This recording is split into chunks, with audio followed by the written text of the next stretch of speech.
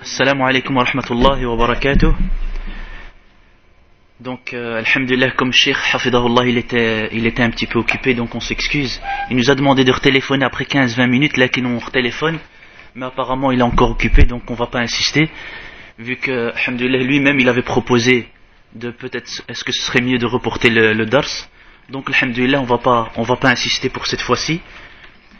Et nous allons entamer, bi'idnillah, directement, donc la traduction du cours de la semaine passée, bi'idnillah, inshallah ta'ala. Donc, alhamdulillah, rabbil alamin, wa salatu wa salam ala rasulillah wa ala alihi wa sahbihi ajma'in, amma ba'd. Donc, Cheikh Hafidahullah dit, nous avons parlé la semaine dernière d'une partie du deuxième hadith rapporté par Omar ibn al-Khattab radiyallahu anhu. Un homme est venu chez le prophète sallallahu alayhi wa sallam. Il ne ressemblait pas à un voyageur. Il s'est assis auprès du prophète sallallahu alayhi wa sallam, alors que les compagnons étaient assis autour du prophète sallallahu alayhi wa sallam. Et il lui demande tout d'abord, qu'est-ce que l'islam? Alors le prophète alayhi salatu wa sallam lui répondit, comme on a vu au dernier cours, quel est le sens de l'islam? Puis cet homme dit au prophète sallallahu alayhi wa sallam, tu as raison. Alors les compagnons étaient étonnés. Comment une personne pose une question, puis affirme que la réponse est correcte? En principe, une personne qui pose une question, elle est ignorante de la réponse. Donc, ici nous allons poursuivre le reste du hadith, incha'Allah. Et ce qui est demandé ici, et Cheikh Hafidahullah insiste, et si vous faites attention, yani subhanallah, depuis qu'on a commencé avec Cheikh, c'est pas la première fois qu'il a donné cette remarque sur le fait que la faïda ici, c'est d'étudier les hadiths de Arba'in Nawawiyya. Donc Cheikh Hafidahullah dit, et ici ce qui est demandé, c'est d'étudier ces hadiths, car les savants de l'époque et aussi les contemporains conseillent les demandeurs de science d'étudier les 40 hadiths de l'imam al-Nawawi rahimahullah, car elle a une place et un rang élevé chez les savants, et il est facile à étudier bi'idnillah, donc ce livre. Puis cet étranger méconnaissable est venu avec une autre question et a dit, ô Muhammad sallallahu alayhi wa sallam, apprends-moi qu'est-ce que la foi. La première fois il lui dit qu'est-ce que l'islam, et il lui répondra les deux attestations, la prière, la zakat, le jeûne, le pèlerinage, si tu en as la capacité. Et cette fois-ci il lui demande par rapport à la foi, et la réponse du prophète alayhi salatu wassalam, c'est une réponse pour l'ensemble de la communauté. Allah Azza wa Jal nous a ordonné de croire et d'avoir la foi, et nous appelle dans le Coran par ô ceux qui ont la foi. Et Allah Azza wa Jal dit dans le Coran, et croyez en Allah. Alors que veut dire Allah subhanahu wa ta'ala ici par la foi? Quel est le sens de la foi et quelle est la réponse du prophète alayhi salatu wassalam? Alors le prophète sallallahu alayhi wa sallam dit, la foi est que tu crois en Allah, en ses anges, en ses livres, en ses messagers, au jour dernier, et en ce qui t'a été prédestiné, que ce soit en bien ou en mauvais. Celui qui concrétise tout cela a concrétisé la foi et a complété sa foi. Tu crois en Allah subhanahu wa ta'ala, c'est-à-dire que tu crois qu'Allah existe, et tu crois avec cela, ici il dit birububiyatihi, c'est-à-dire en ce qui concerne la seigneurie, yani Ar-Rabb, car c'est lui le créateur, le seigneur, Ar-Rabb, le pourvoyeur, Ar-Raziq, Al-Malik, le roi, c'est lui subhanahu wa ta'ala qui détient tout, le gérant. Et tu crois aussi en l'obligation de l'adorer lui seul. La prière, la zakat, le jeûne, tout cela est pour Allah subhanahu wa ta'ala. Je crois en son existence, en sa rububiyya, sa seigneurie, en sa uluhiyya, tout ce qui a rapport à l'adoration, et qu'il est le détenteur des noms et attributs élevés. Et quant à la foi en ses anges, c'est-à-dire qu'on doit croire que les anges existent et qu'Allah subhanahu wa ta'ala les a créés à partir de lumière. Nous leur affirmons ce qu'Allah subhanahu wa ta'ala et son prophète alayhi salatu wassalam ont affirmé à leur propos. Ils ont été créés à partir de lumière et qu'ils ont consacré tout leur temps dans l'adoration d'Allah subhanahu wa ta'ala. et qu'ils consacrent tout leur temps à l'adoration d'Allah subhanahu wa ta'ala et ne lui désobéissent jamais, et qu'ils sont à la disposition d'Allah subhanahu wa ta'ala et qu'ils ont des tâches différentes. Nous connaissons les tâches de certains d'entre eux, comme Jibril alayhi salam, qui était chargé de la révélation, et Mikaël alayhi salam de la pluie, et Malik, c'est Khazin an-Nar, c'est le, comme on pourrait dire, le gardien de l'enfer, qu'Allah nous préserve. Et nous croyons aussi qu'ils ont une apparence et un style même. Un style, mais on ne le perçoit pas. On croit et on se soumet, car on croit ce qui est venu dans le Coran et dans la sunna du prophète alayhi salatu wassalam. On croit en ces livres, le kutub. On croit qu'Allah azza wa jalla a envoyé des livres du ciel, des livres célestes. Et le but est la guidance des gens et l'apprentissage aux gens de leur religion. Allah subhanahu wa ta'ala a descendu Az-Zabour sur Ibrahim alayhi salam. Az-Zabour, je ne sais pas comment on peut le traduire. Az-Zabour, ça reste la Torah sur Moïse alayhi salam, et l'évangile sur Isa alayhi salam, et le Coran sur notre prophète Muhammad sallallahu alayhi wa sallam. Et comme ça, chaque messager a eu un message à transmettre aux gens. Puis ensuite, tous ces livres ont été falsifiés, sauf le Coran. Allah subhanahu wa ta'ala a promis sa sauvegarde. On croit qu'Allah subhanahu wa ta'ala a descendu les livres pour la guidance des gens et pour que les gens apprennent la religion. On croit en ces messagers. On croit qu'Allah azza wa jal a envoyé des messagers parmi les créatures, et on croit qu'ils sont des êtres humains, des personnes comme Allah subhanahu wa ta'ala le dit dans le Coran.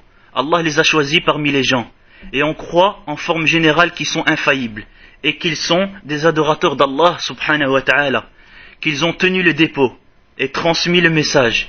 Nous croyons en tout cela, et nous croyons aussi qu'ils sont tous morts.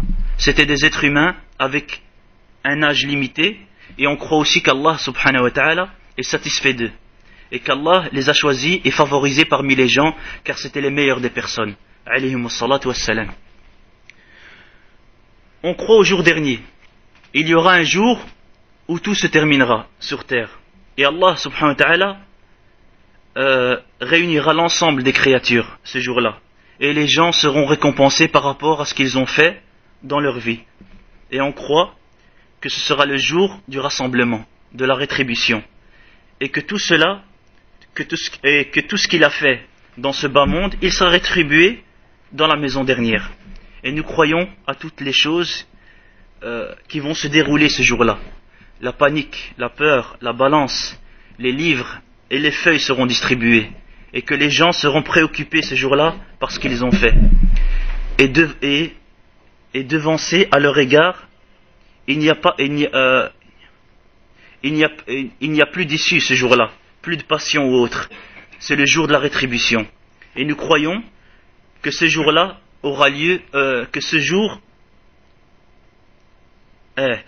et nous croyons aussi que ce jour-là, c'est ce jour où aura lieu l'exposition de l'enfer, qu'Allah nous préserve, et du paradis, et que la terre se pliera, et aussi la personne qui mérite l'enfer, et qu'Allah azza wa jal lui veut le châtiment, il y entrera.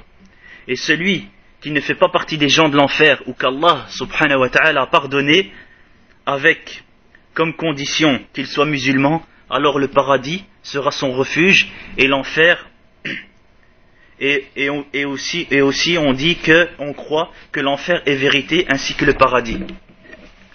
Et on croit en la prédestination, bonne ou mauvaise. On croit qu'Allah subhanahu wa ta'ala nous a prédestiné ce qu'il veut qu'il se déroule, subhanahu wa ta'ala, de bien ou de mal. Si une personne est atteinte d'un bien, une bonne santé, une richesse, la droiture, l'istiqama, la capacité, qu'il sache que cela est prédestiné par Allah. Et en ce qui concerne l'atteinte d'un mal, ou plutôt ce qu'il croit être un mal à ses yeux, dans tout cela finalement il y a une sagesse qui tend vers un bien. Donc dans ce qui lui arrive comme mal, c'est-à-dire tout ce qui a une apparence d'être un mal, maladie, pauvreté, fatigue, épreuve, alors qu'il sache que cela provient d'Allah subhanahu wa ta'ala.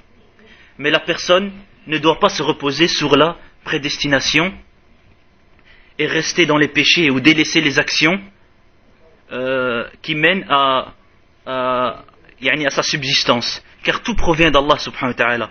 Cela est vrai, tout est prédestiné par Allah. Et que chaque chose n'est faite que par la prédestination d'Allah subhanahu wa ta'ala. Mais avec cela, il est obligé de savoir que les causes font partie de la religion. Et qu'il ne sait pas ce qui lui a été prédestiné. Alors il doit œuvrer dans ce bas monde, en ce qui concerne l'acquisition de sa subsistance. Et il œuvre aussi dans l'adoration et l'obéissance pour avoir la satisfaction d'Allah subhanahu wa ta'ala. Et qu'il sache que tout ce qu'il fera lui a été prédestiné, mais il ne le sait pas. C'est-à-dire ce qui lui a été écrit, Alors il œuvre dans tout ce qu'Allah a obligé et délaisse ce qu'Allah subhanahu wa ta'ala a interdit. Et qu'il cherche les moyens de subsistance dans ce bas monde et qu'il emploie les causes correctes. Et le fait de se reposer sur les causes fait partie de la faiblesse dans le fait de s'en remettre à Allah, at-tawakkul. Et c'est aussi une insulte envers la religion et une association avec Allah s'il repose tout sur la cause.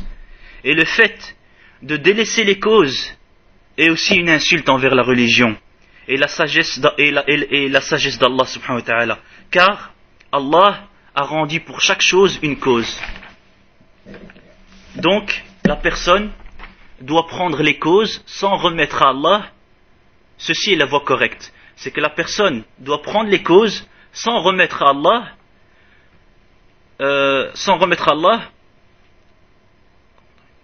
et il compte uniquement sur Allah subhanahu wa ta'ala, en sachant qu'il n'y aura que ce qu'Allah subhanahu wa ta'ala lui a écrit. Alors qu'il patiente et soit endurant et qu'il œuvre dans cette dunya. Et la foi en la prédestinée, bonne ou mauvaise, fait partie de la doctrine de Ahl Sunnah wal Jama'a.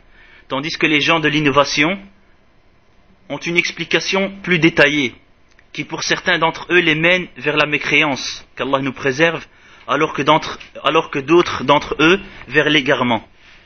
Même s'ils sont pas mécréants, ils restent musulmans, walakin ils tendent vers l'égarement.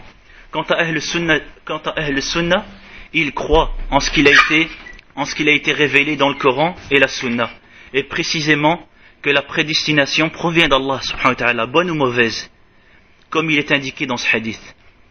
La poursuite du hadith ici, la personne étrangère, la personne revient à nouveau et dit, après avoir posé la question et entendu la réponse, elle dit une nouvelle fois, tu as raison, au prophète sallallahu alayhi wa sallam. Donc à nouveau il pose la question et il connaissait la réponse. Puis il posa une troisième question qui est, informe-moi au sujet de la bienfaisance, al-ihsan. Il dit alors, sallallahu alayhi wa sallam, tu adores Allah comme si tu le voyais. Car si tu ne le vois pas, alors lui il te voit. Tu essayes de ressentir qu'Allah subhanahu wa ta'ala te surveille. Tu as peur d'Allah. Tu restes